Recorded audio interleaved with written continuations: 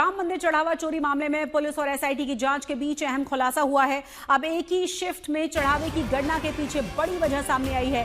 पता ये चला कि ज्यादातर दूसरे शिफ्ट यानी कि इवनिंग शिफ्ट में ही ये पूरी घटना हुई है। इसके कई सबूत मिल चुके हैं। पुलिस की जांच में साफ हुआ है कि आरोपी दोपहर 2 बजे से रात 9 बजे वाली शिफ्ट में ही ड्यूटी किया करते थे और लगातार चोरी की वारदातों को अंजाम दे रहे थे। यानी ज्यादातर चढ़ावा चोरी के जो मामले हुए हैं, जो घटनाएं हुई हैं, चोरी की जो वारदातें हुई हैं, वो शाम की शिफ्ट में हुई हैं।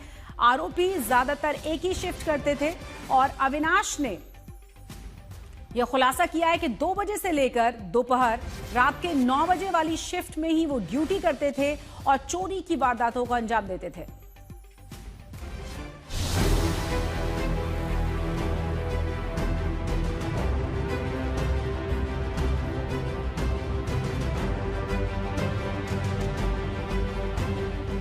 राम मंदिर के प्रांगण में मौजूद जिस कमरे में चढ़ावे की गिनती होती थी, वहां 2 पालियों में काउंटिंग का काम होता था। 2 शिफ्ट में अलग अलग स्टाफ थे, सभी की जिम्मेदारियां बटी हुई थी। सभी उसी हिसाब से अपनी भूमिका निभाते थे। उसी भूमिका में चढ़ावा चोरों का भी हिसाब किताब तय था। चढ़ावे की गिनती के लिए पहली शिफ्ट सुबह 6 बजे से दोपहर 2 बजे तक होती थी, जबकि दूसरी शिफ्ट दोपहर 2 बजे से रात 9 बजे तक थी। पुलिस की जांच में सामने आया है कि चोरी की वारदात सिर्फ दूसरी शिफ्ट में ही हुई, यानी चढ़ावा चोरी की वारदात दोपहर 2 बजे से रात 9 बजे तक की शिफ्ट में ही हुई।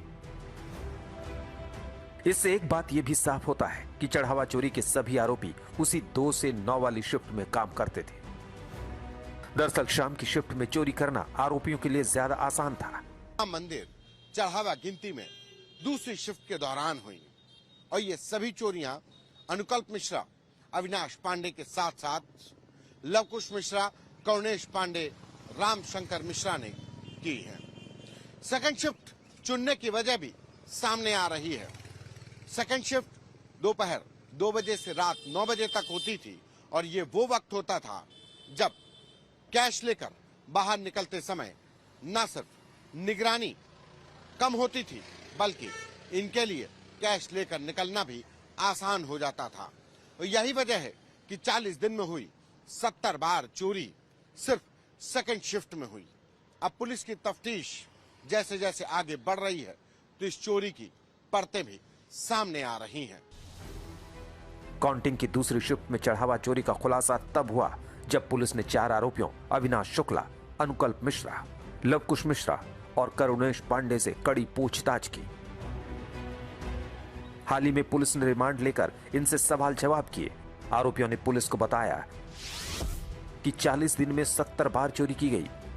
सबसे ज्यादा 50 से अधिक बार चोरी अविनाश शुक्ला ने ही की थी। वो एक दिन में 2 बार चढ़ावा चोरी करता था।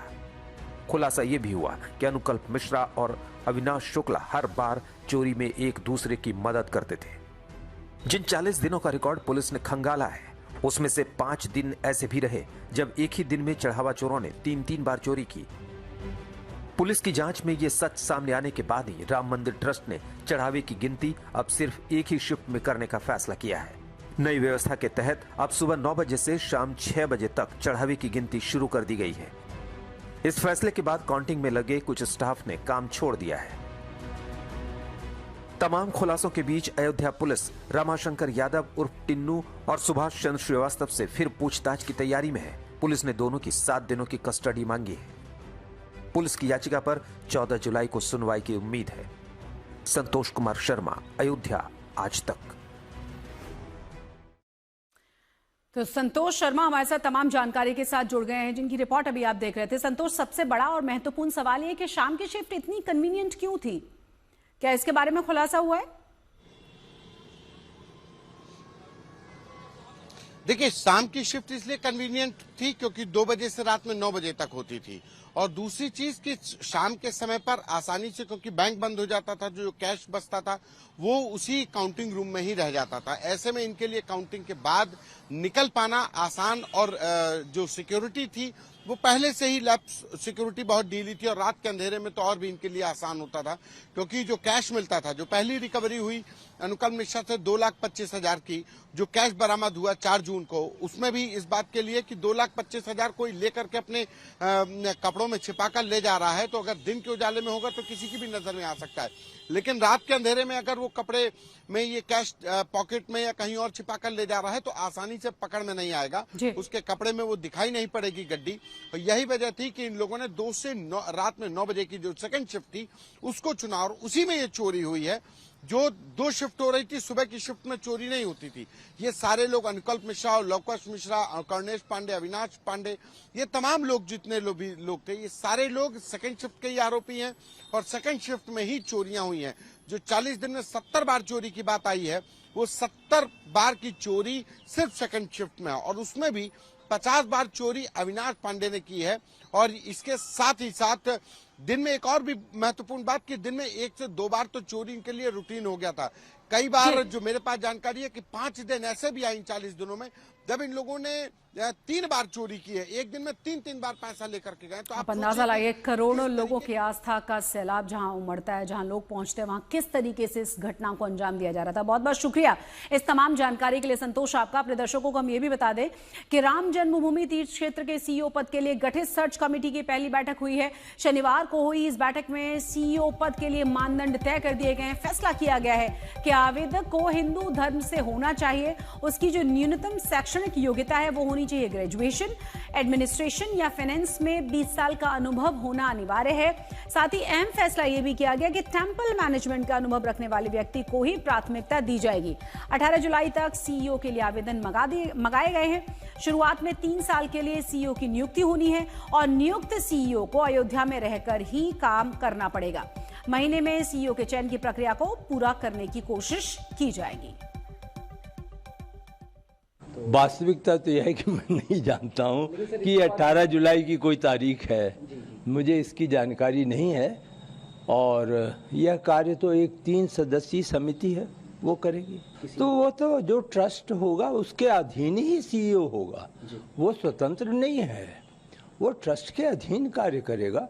तो जैसे आज इतने सारे लोग कार्य कर रहे हैं, इंजीनियर कार्य कर रहे हैं, वैसे ही सीईओ भी कार्य करेगा। और इस मामले को लेकर तमाम विपक्षी दल बीजेपी पर हमलावर हैं। कांग्रेस ने भी मोर्चा खोला हुआ है। एक बार फिर से कांग्रेस के नेता जयराम रमेश ने सवाल उठाए और सरकार को घेरा है।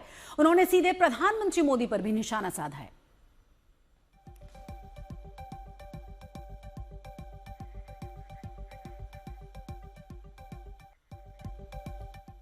तो उधर शिवसेना यूबीटी के विधायक आदित्य ठाकरे ने चढ़ावा चोरी को लेकर बड़ा बयान दिया है और बीजेपी से सीधा सवाल पूछा है। उन्होंने कहा है कि बीजेपी अब बाबर जनता पार्टी बन गई है।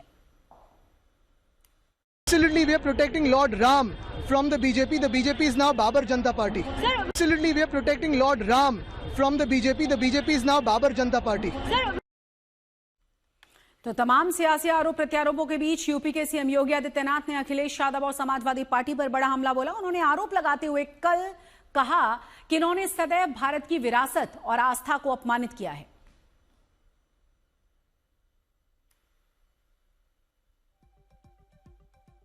समाजवादी पार्टी के बारे में तो कहना ही क्या है, इनका तो इतिहास राम भक्तों के खून से सना हुआ है।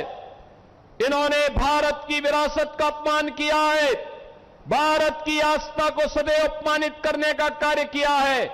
याद करिए कैसे लोग, जब समाजवादी पार्टी की सरकार थी और कांग्रेस की सरकारें हुआ करती थी, कैसे दंगे होते थे, पर्व और त्योहारों को कैसे लोग प्रतिबंधित करते थे, कैसे कांवड़ यात्रा को रोकते थे, कैसे भारत की आस्था को अपमानित करने का काम करते थे।